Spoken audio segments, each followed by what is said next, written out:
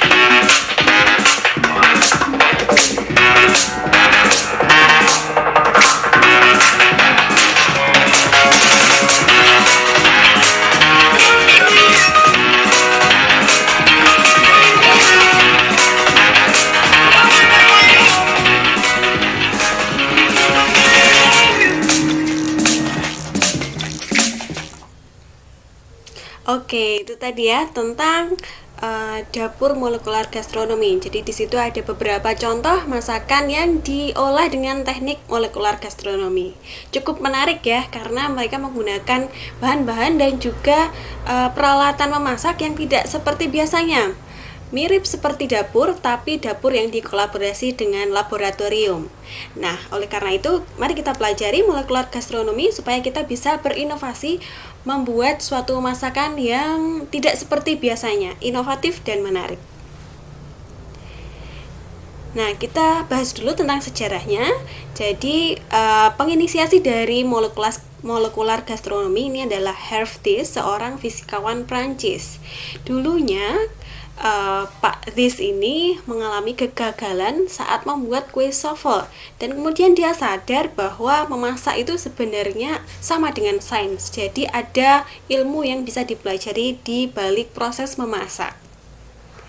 Pada tahun 88, Thys dan Curti membuat istilah molekular gastronomi yang diartikan sebagai ilmu kimia dan fisika di balik pengolahan makanan. Ilmu ini merupakan gabungan dari ilmu pangan dan kuliner atau cara memasak. Mereka mengemukakan bahwa dalam proses pemasakan harus ada persiapan dan metode yang sistematis dengan perhitungan yang tepat agar tidak merusak bahan dan gizi dalam makanan, namun juga mempertahankan rasa dari masakan tersebut.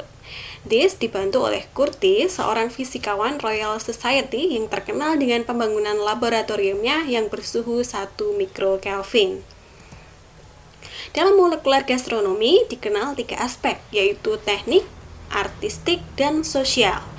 Aspek teknik bertujuan untuk menjelaskan fenomena dan proses yang terjadi di balik resep dengan penjelasan sains, sementara aspek artistik mempelajari tentang penyajian makanan dan aspek sosial atau setting tempat yang juga dapat mempengaruhi kenikmatan makanan. Oleh karena itu, dapat kita simpulkan bahwa ilmu molekular gastronomi mencakup yang pertama pemodelan definisi makanan. Jadi makanan itu didefinisikan secara tertentu gitu ya, sehingga resep satu dengan yang lain dapat dibedakan dengan spesifik. Kemudian mengumpulkan dan menguji informasi teknik dalam memasak, teknik apa saja yang digunakan untuk membuat makanan tersebut, kemudian eksplorasi secara saintifik aspek seni dari memasak dan juga aspek sosial dari memasak. Nah, kenapa harus ada aspek sosial dan juga penyajian? Karena seperti yang kita tahu, penerimaan makanan itu tidak sesederhana hanya rasa saja. Tapi ketika seseorang konsumen itu memilih makanan, dapat dipengaruhi oleh 5 sensor di tubuhnya gitu ya, seorang individu. Yang pertama adalah sentuhan, kemudian suara, pandangan atau penampilan masakan, aroma atau penciuman, kemudian rasa. Jadi kolaborasi antara 5 sense tersebut, apabila kita bisa membentuknya dengan baik, maka konsumen kita akan tertarik dengan makanan yang kita sajikan. Sehingga 5 sense tersebut dapat kita simpulkan bahwa mempengaruhi pola pemilihan makanan dari konsumen atau preferensi konsumen. Nah, kelima sense tersebut membentuk persepsi dari makanan atau minuman yang kemudian dapat mempengaruhi appetite atau nafsu makan, kemudian mempengaruhi preferensi dan juga perilaku makan, sehingga mempengaruhi mereka untuk menerima atau menolak suatu makanan. Nah, setelah proses rejection dan selection, itu akan mempengaruhi status gizi dari seseorang. Oleh karena itu, dalam membuat suatu masakan tidak hanya satu sense saja, yaitu taste yang kita pertimbangkan, tapi juga sense lainnya, yaitu gabungan antara 5 sense. Nah, ada beberapa metode dalam molekular gastronomi. Ada 3 yang terkenal diantaranya, yaitu meat glue, spherification, dan juga flash freezing. Oke, sekarang kita bahas satu persatu. Yang pertama adalah flash freezing. Flash freezing adalah proses eksterior makanan dapat membeku secara cepat dengan bantuan nitrogen cair. Pada proses ini, terkadang membutuhkan lecitin sebagai stabilizer. Pada prinsipnya, flash freezing ini menggunakan nitrogen cair yang mempunyai titik didih sangat rendah, yaitu minus 195 derajat Celcius, sehingga nitrogen cair dapat menghantarkan suhu yang sangat dingin dalam waktu yang sangat cepat. Oleh karena itu, bahan makanan yang terkena nitrogen cair akan berubah suhunya menjadi suhu yang dingin dalam waktu yang cepat, sehingga kristal yang terbentuk lebih lembut dan berukuran kecil. Kira-kira makanan apa ya yang bisa kita buat dengan flash freezing? Ya, betul, yaitu es krim. Banyak sekali es krim yang dibuat menggunakan berbagai teknik. Salah satunya adalah teknik flash freezing. Oke, kita simak dulu videonya.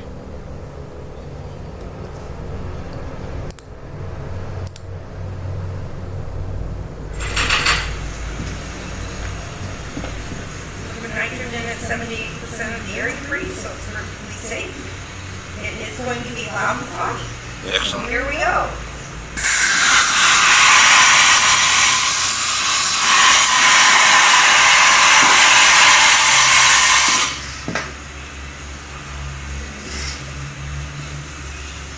Already started to freeze up.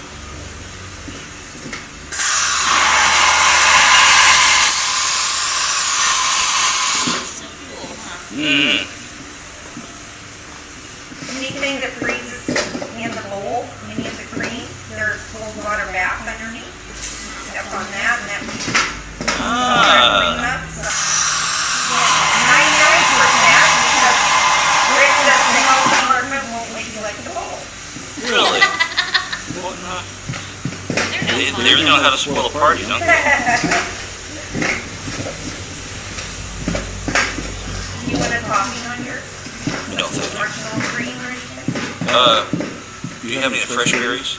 Or is that pretty much in the ice cream? The berries are in it. I could put some more on top. Nah, that's okay. They're frozen. They're not. Actually, I have to get some more out. Yeah, no. That'll be fine.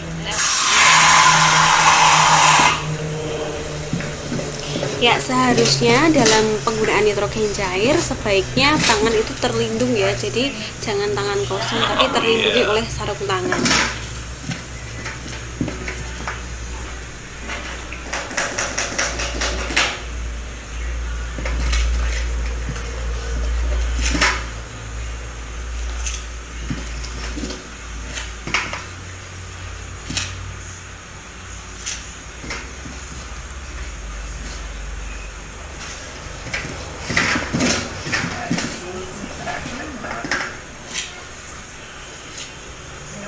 Hot water, because then it would all melt and we have to start over again.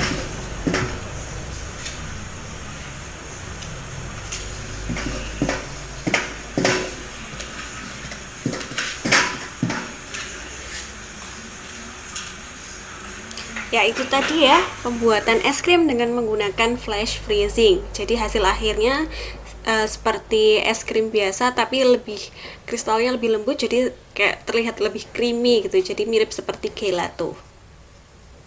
Oke, kita lanjutkan ke metode yang terakhir yaitu meat glue. Meat glue adalah transglutaminase atau suatu komponen, sifatnya ini adalah enzim ya, yang dapat menempelkan protein yang berbeda.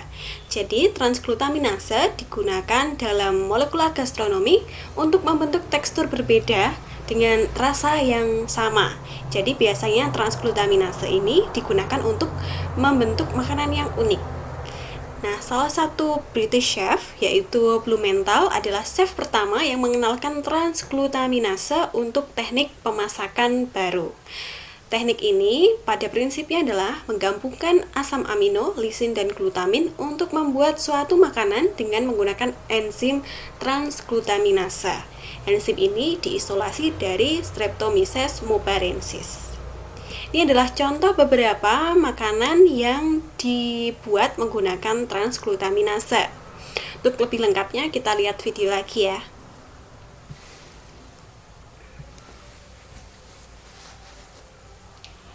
Welcome to another Procrastination Pictures gastronomic alchemy video. Today's project is a bacon spiral made using transglutaminase, aka meat glue. The first step of this process is to lay all of your bacon out flat on a sheet pan and not overlapping. Next, place some transglutaminase, Activa GS, from the Ajinomoto company into a shaker container. You may use it straight out of the bag, but it is important to know that transglutaminase can be somewhat dangerous. As it is a protein binder, it can do serious damage to you if not handled properly. Notice my gloved hands.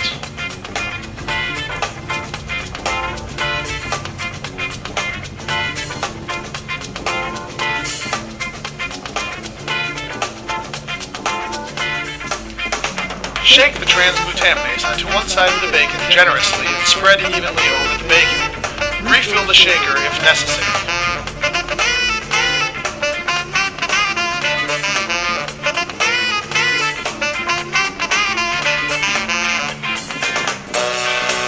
Shake the excess transglutaminase from each slice of bacon as you lift it off the sheet pan.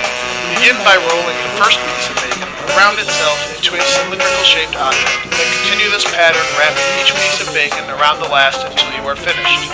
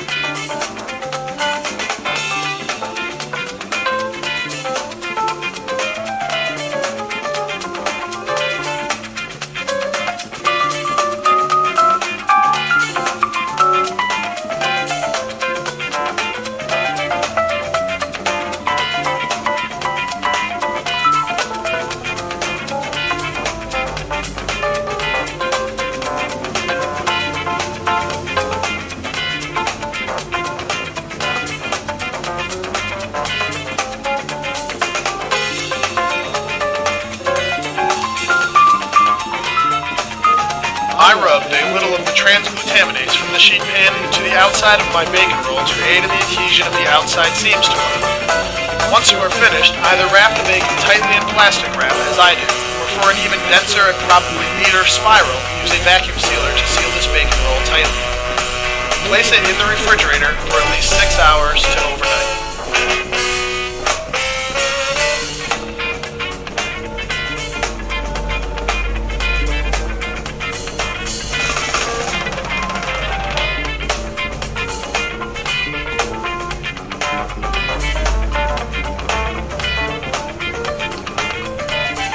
Now that 6 hours has passed, we can remove the bacon roll from the refrigerator and inspect.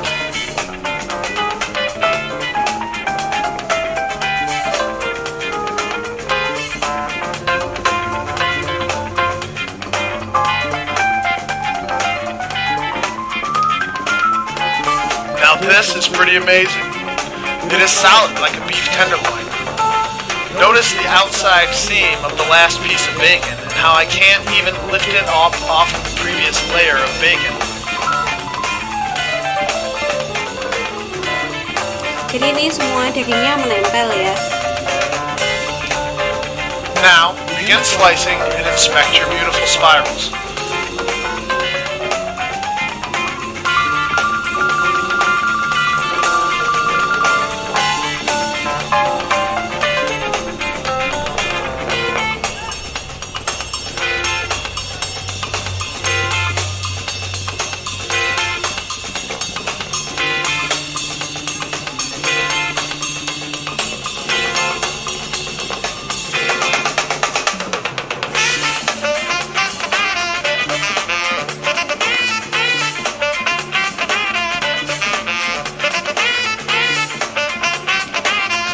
Once slicing is finished, cook as you normally would.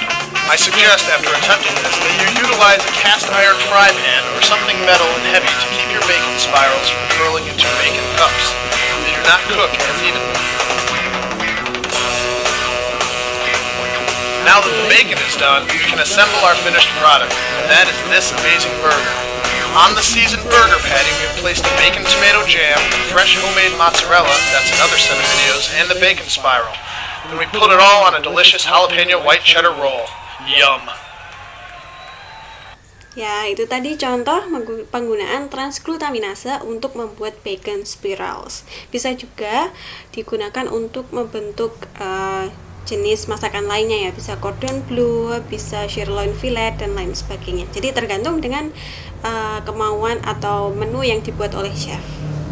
Oke, masih ada satu metode lagi yang terkenal di molekular gastronomi, yaitu sparification. Sparification terbentuk saat makanan cair yang dicampurkan dengan sodium alginat dan dituangkan dalam kalsium chloride membentuk beberapa spares yang mengandung cairan di dalamnya, tapi di luarnya itu bersifat gel. Dua kunci untuk membuat spare adalah penambahan sodium alginat dan penggunaan kalsium chloride. Sodium alginat ini terbuat dari rumput laut dan dapat membentuk substansi mirip gel ketika bertemu dengan larutan kalsium klorida. Nah, reaksinya dapat dilihat di layar ya. Jadi, sodium alginat ditambahkan dengan kalsium chloride menghasilkan garam dan kalsium klorida.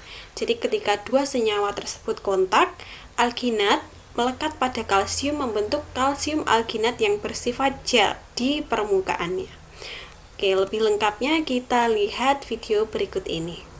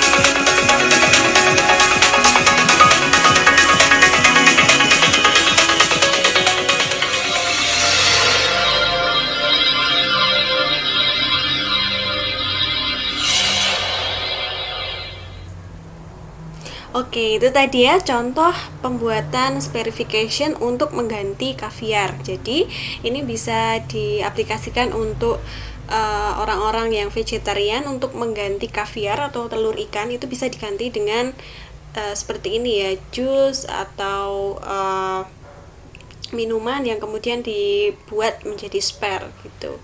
Dan kalian juga bisa berkreasi untuk membuat resep-resep lain ya. Kalian kalau mau kepo bisa menyimak di tadi ya di molekulerresepi.com, ada di YouTube-nya, itu ada beberapa contoh lain. Misalnya membuat jelly dibuat seperti mie, itu juga bisa dengan menggunakan prinsip sperification ini.